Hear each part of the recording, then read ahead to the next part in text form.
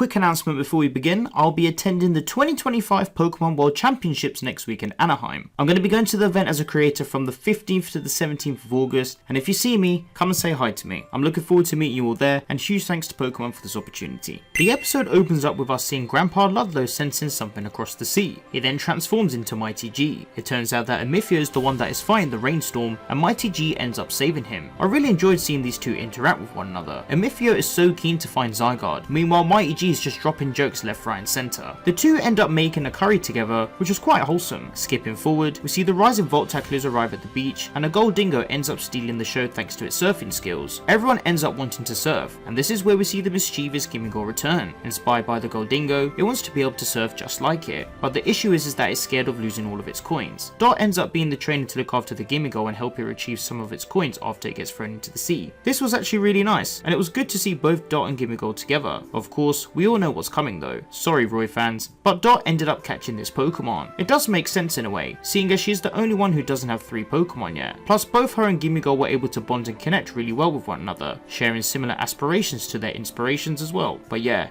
Dot now has her 3rd Pokemon, and currently is the only character to have a full team of Paldean Pokemon. This wasn't a bad episode after all, and I'm looking forward to seeing how both Dot and Gimmighoul develop in the future. As always, when subs are revealed, I'll post my full review on Twitter, so if you haven't followed me there already, then you already know what to do. Let's now chat about next week's episode. Episode 106 is titled Mega Awesome, the Off-Limits Dusk Ball. The summary states the following. After a fight with Roy, Oruto runs away from the group. After leaving the ship, he encounters and befriends a boy named Ryu, accompanied by a Grafaiai, and the two talk about their Pokemon with each other. Boruto shows Ryu his cherished Dusk Ball, and tells him there's definitely a mega awesome Pokemon inside, and when he wakes up the next morning, he finds that the Dark Ball is gone. Looking at the preview, we can see that Boruto meets Ryu and his partner Grafaiai. After bonding with them, he ends up also revealing his Dusk Ball. It turns out that the Explorer duo are also returning, and they battle Boruto using their Darmanitan and Galarian Darmanitan. Is Boruto going to be able to retrieve his Dusk Ball and maybe reveal what's inside? We'll just have to wait and see. The title for episode 107 has been revealed, being The Two of Us as Friends. This episode will air on the 22nd of August. At the current time, no summary has been revealed. However, with the way the story is going, I think this is where we are potentially going to see Boruto reveal the Pokemon that he has in his Dusk Ball. Start placing your bets on which Pokemon you think it will be. We also have the title and summary for episode 108.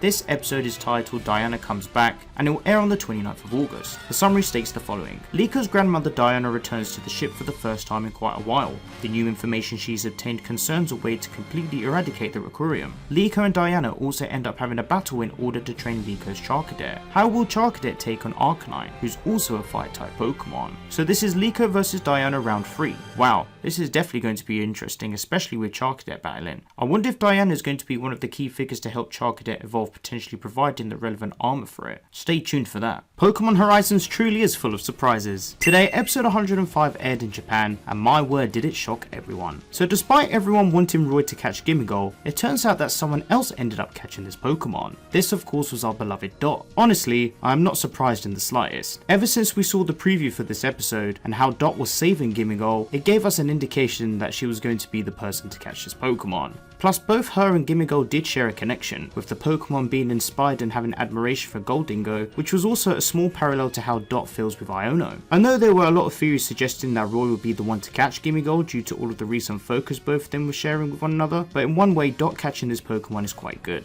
Dot is the only one that hasn't obtained another Pokemon, and seeing as Roy caught his Shiny Lucario and Liko caught Charcadet, Gimmighoul is the perfect 3rd Pokemon for Dot to obtain. Sorry Roy fans, but you man ain't winning today. Roy having Goldingo would have been very cool, but I'm just very excited to see how Dot and Gimmighoul will both develop together and reach this evolution in the future. So Dot now has Quaxly, Tinkertuff, and Gimmighoul. This is actually a pretty decent team. I wonder how Dot and these Pokemon will develop and grow together. Do you think she'll catch any other Pokemon in the future? Dot and Goldingo is now inevitable. Time to talk about Mega Dragonite and how many believe Liko could obtain this new Mega Evolution. I've already made a video on this topic before, but in brief I do wonder if Liko will get a Mega Evolution in this arc, and if it will be the newly revealed Mega Dragonite. The theory of Ash returning with his own Dragonite to reveal the new Mega Evolution isn't looking likely, and the only other alternatives I can think of are if Liko will come across a Dragonite for herself. She could either encounter the Pokemon via Requirium sighting and then befriend it after helping it overcome the infection, or she would just encounter one naturally. The Pokemon Legends ZA game has also introduced an anomaly that seems to be effective Pokemon in the Kalos region, and it appears to resemble closely to Requirium. I don't know if Spinal is working on developing strong fears to how they can both manipulate Mega Evolution energy with Requirium, but seeing as Rogue Mega Evolutions are now being introduced into the ZA game, it would be pretty cool to see Liko encounter a Rogue Mega Dragonite that she can then help free from the infection, leading to a capture. I reckon Mega Dragonite would be a great addition to her team. Speaking of Liko's team, let's have a chat about how each Pokemon seems to follow a certain theme. As the series has progressed, we continue to see the development of Liko and her Pokemon. I didn't really notice this at first, but it seems that the Pokemon Liko has on her team each resemble a character or follow a specific theme, potentially all relating to magic. Let's start with Meowscarada, who is very similar to either a thief or a mage due to its design and the way it uses Flower Trick where the flowers disappear and then reappear upon attack. Next is Hatchrim, who is the healer of the group. Pagogo is like a hero, and her newly caught Charcadet is the knight of the team. This is actually such a cool idea, and even though we know these Pokemon are based on real life counterparts, it's nice to see how they all fit together with Liko being one of the main protagonists. With the story of Pokemon Horizons currently focusing on the mysterious Requirium, there appears to be something in the Pokemon Legends ZA game that could tie a special connection to this. It is said that an anomaly within the Kalos region is affecting wild Pokemon and causing them to Mega Evolve sporadically. Requirium is said to be an alien-like substance that affects a Pokemon's capabilities, making them much stronger in battle, but also causing them internal pain. This is something that the Rising Volt tacklers are trying to overcome in the story of Pokemon Horizons.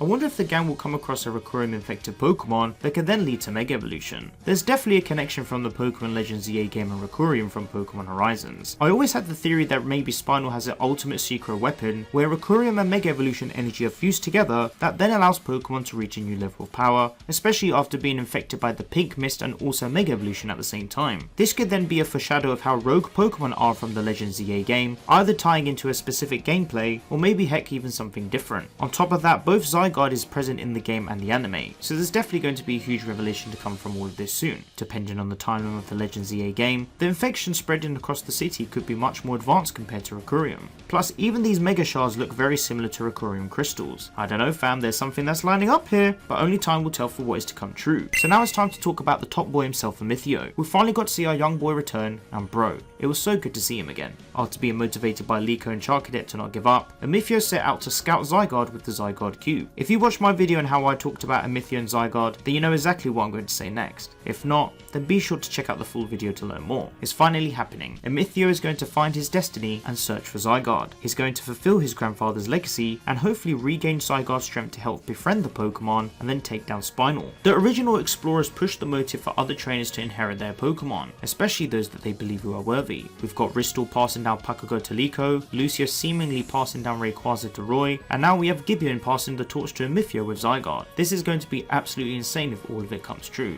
And the theory of Amethio obtaining Zygarde complete, the protector of the ecosystem by his side, is going to be bloody brilliant. So even though Pokemon Horizons has welcomed us with its new characters, distinctive narrative, and mature storyline, there are also some questions surrounding a few Pokemon. First, we have Lucius's Shiny Rayquaza. Rayquaza is a super ancient Pokemon and is said to be the god of the sky. Whilst we know that Lucius was an ancient adventurer, how the heck did he manage to get this Pokemon to become his partner? Legendary Pokemon being owned by trainers isn't something that is new, but I have to say, for the powerful Pokemon that Rayquaza is, I am very surprised that Lucius was able to even calm this thing down and have it join it on his side. It's still unknown as to how he caught this 6-hero Pokemon, so I'm quite keen to learn how he did it. I'm sure the writers will explain this soon, hopefully. Next, we have Pagogo. Now, even though Rystal encountered Pagogo in Area 0, what was she doing there? How did she get Pagogo to join her? Again, these are all questions that need answering, and even though Terrapagos ended up getting passed down to Liko, we still don't know how the original encounter with Rystal played out. I think this one may be less impactful, seeing as we know that the pendant was passed down the generations for 100 years, but still, it would be cool to learn how Rystal got into Area 0 and what she was doing there, especially seeing as the place is off limits to the public eye.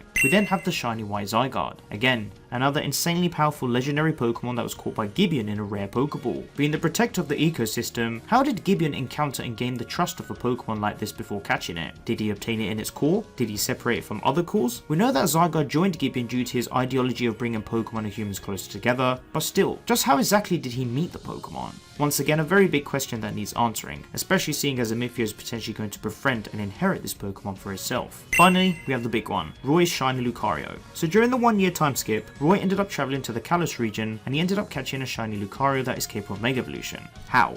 How did he do this? This is probably the biggest capture that has fans puzzled, because even though it is very cool that we know that Roy has a strong bond with the Pokemon, including aura capabilities, we don't know anything on how they met or how he caught it. Heck, this Donny can Mega Evolve as well. How did Roy get the Lucario Knight or the Mega Ring? Or even manage to train accordingly for this? I know there's a lot of focus on Pokemon Horizons being unique, and with the distinctive story playing a huge emphasis on its narrative and its characters, but even still, a flashback segment on how Roy got the Shiny Lucario will be more than enough. In other news, let's now talk about shipping again, this time with Liko and Amethio. This is arguably going to be the biggest ship in the Pokemon Horizons anime. We've seen how both Liko and Amethio have cared for one another, despite having an adversary at the beginning. Back in episode 104, I think this is where we got an extra glimpse on how the ship could become canon. All alone on the island, Amethio was lost and had no one. He felt like everything was over, but then as soon as he saw Liko, his face brightened up and boom, man's all happy again. Heck, even Liko was happy to see him, and she also did agree to go with Xur and Konya to find him. Just her. No one else. I truly think there's going to be some more shipping details from these two, and with the way they're both helping each other out, motivating each other, and showing care to one another too, I think these are all great indicators that could sell the ship really well to the audience. Did the Pokemon anime just reveal new lore about this Pokemon? In episode 102, Liko came across a character named Karuto, who owns a Pokemon being Scovillain. After breaking the Pokemon free from the Curium infection, Liko returned Scovillain to Karuto. Karuto then went on to explain that there are different forms of the Pokemon, with Scovillain having both red and green coloured heads.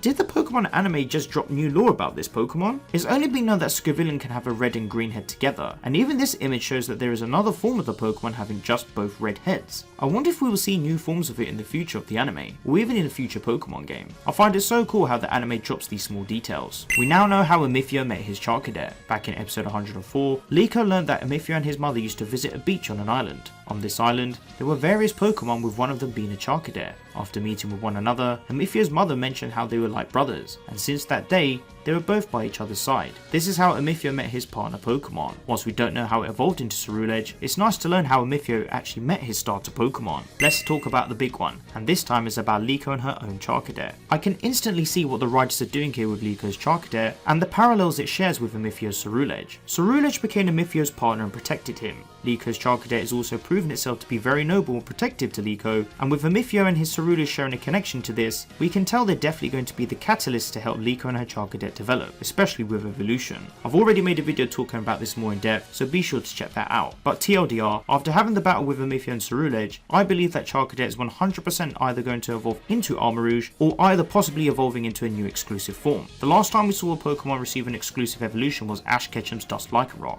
Even though Ash has left the anime, that doesn't mean the writers can't repeat history again, with Liko also having a Pokemon that has an exclusive evolution. I know it's not really likely, but then again it could be possible, and it may just be that we can obtain this Pokemon exclusively via a gift, or something similar to how we received the Ash Greninja form in the Pokemon Sun and Moon games. At the end of the day, we can all tell that it's going to evolve into Armarouge to counter Ceruledge, but still, you never know what can happen. Charcadet is receiving a lot of focus as of lately, so don't be surprised if something unique comes through from this little one as well. Well broski, Pokemon Horizons continues to pop off. I know the Mega Voltage arc has been a bit slow in terms of pushing the story forward, but at the end of the day, the episodes that are being shown have certainly weighed a lot of importance up to this point. I'm really looking forward to seeing what else to come from this series. But yeah bro, if you ain't watching this series, then be sure to check it out because it's getting really good with its fresh, mature and distinctive plot, and there's a lot of mysteries yet to be solved. Be sure to stay tuned, and as always subscribe for more Pokemon Horizons coverage and Pokemon anime content.